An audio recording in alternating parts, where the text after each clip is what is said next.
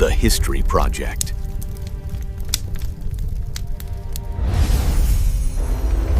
January 1658.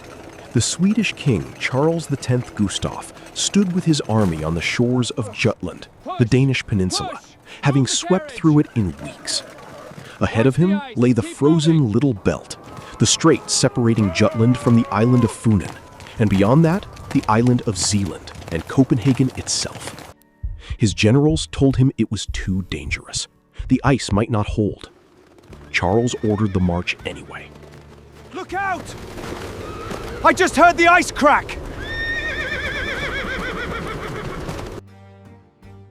Across the frozen strait, cavalry, artillery, thousands of soldiers, the Swedish army crossed to Funen, then across the Little Belt to Zealand. By February, Charles X Gustav stood outside the walls of Copenhagen.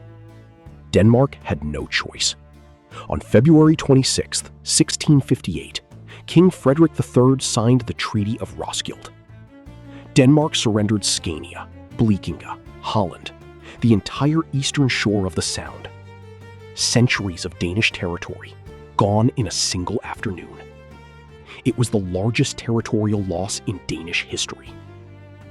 Most expected the war to be over. It was not. Historians still debate what drove Charles X Gustav to resume the conflict just 6 months later, in August 1658. Was it ambition, a desire to erase Denmark entirely? Or was it strategic logic?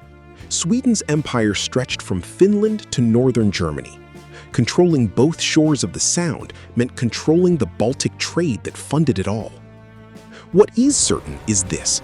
In August 1658, Swedish forces crossed back into Denmark and began besieging Copenhagen itself. And now, Sweden moved to occupy Funen, the island at Denmark's geographic heart. Funen, Fyn in Danish, is a flat, fertile island of farmland and small market towns. In the 17th century, it was one of Denmark's most productive regions.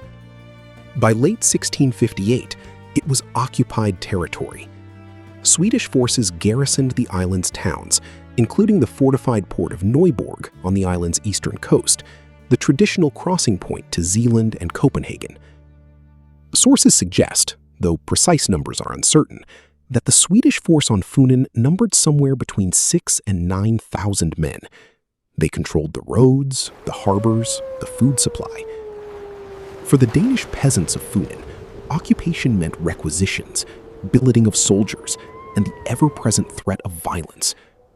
The written records that survive, tax accounts, church registers, complaint petitions, paint a picture of a population under severe strain. The daily experience of Funen's civilian population under occupation is not directly documented in personal accounts. Horses requisitioned, churches used as barracks.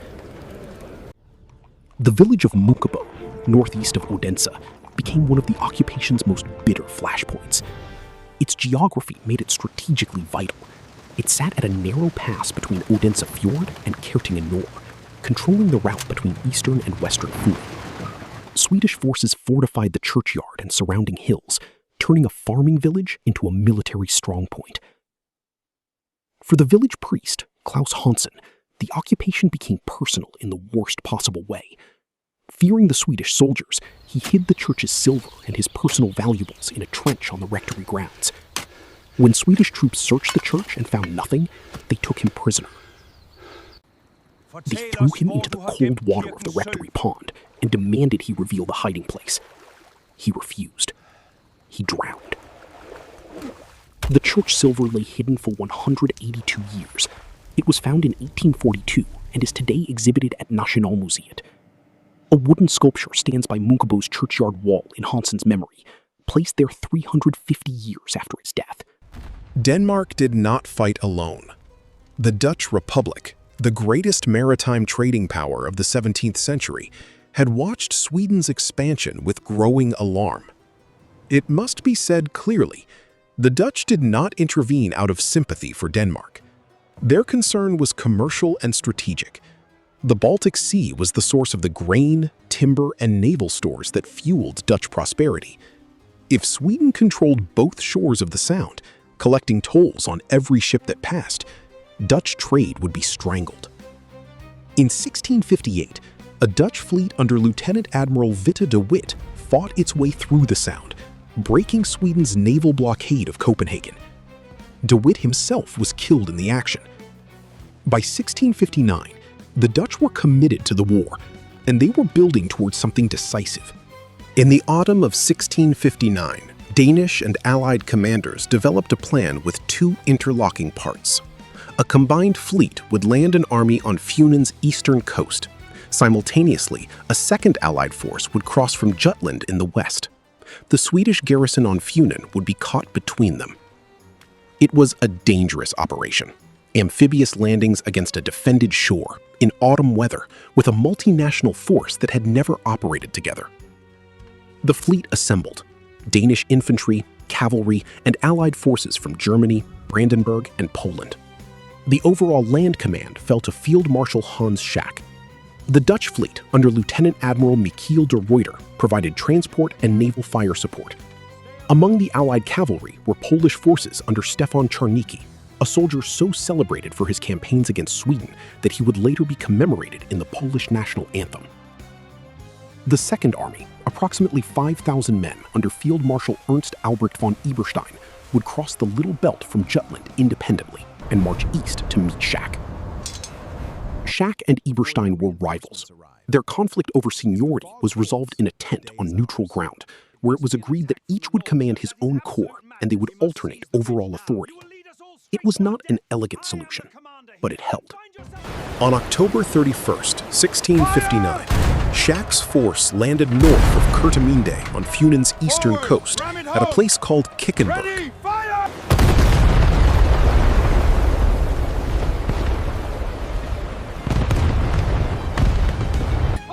Swedish dragoons in trenches along the shoreline tried to hold the landing. They could not. The Allied infantry fought their way ashore directly from the boats. Attack! Kill them all! Swedes retreated through Kerteminde's streets, attempting to set the town alight as they fled. At Kerteminde Church, a single unnamed Danish officer, cut off and surrounded, fights on alone. He kills 9 Swedish soldiers before he is overwhelmed. His sword and his boots were taken from the scene and hung inside the church, where they remain to this day. The next days brought their own crisis. A local chaplain, Paul Bauger of Kolstrup, slipped through Swedish-occupied countryside in the night of November 2nd to 3rd and reached the Danish lines. He warned Schack of a planned Swedish counterattack. The Danes formed up. The attack was repelled. Bauger was later rewarded by the king. The Swedes, for their part, plundered his rectory. Eberstein crossed the Little Belt near Middelfart.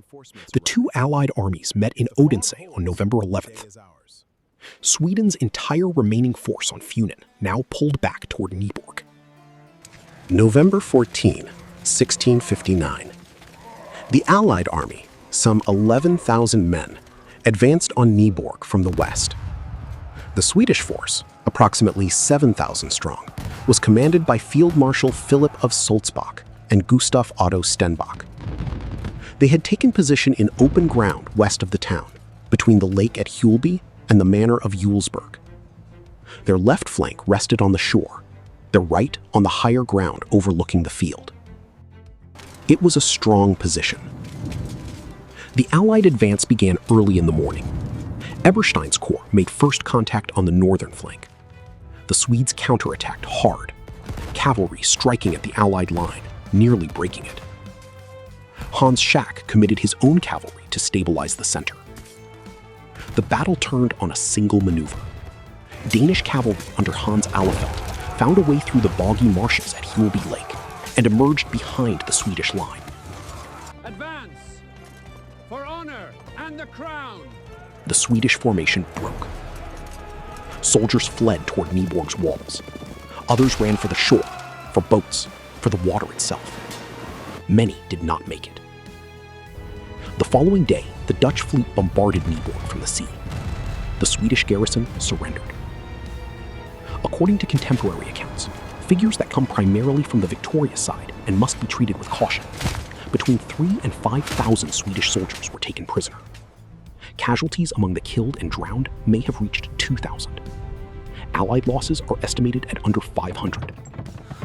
Gustav Otto Stenbock was captured. Philip of Sulzbach escaped. Sweden's army on Funen was gone. The Battle of Nyborg did not end the war. That would take months of diplomacy. But it changed everything. With their army on Funen destroyed, the Swedes lost their main leverage for threatening Zealand and Copenhagen from the west. Combined with continued failure at the Copenhagen siege, Charles X Gustav's ambition to erase Denmark was finished.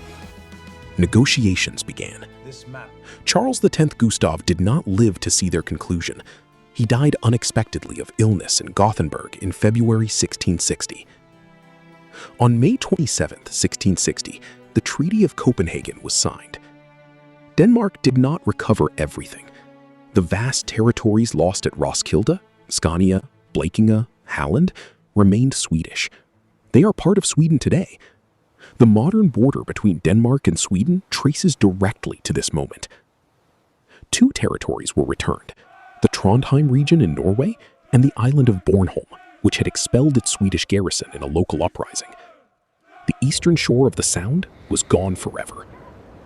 But Denmark survived. Funen was Danish again. Copenhagen had held. And the kingdom that had seemed on the verge of extinction in 1658 would endure for centuries to come. The History Project.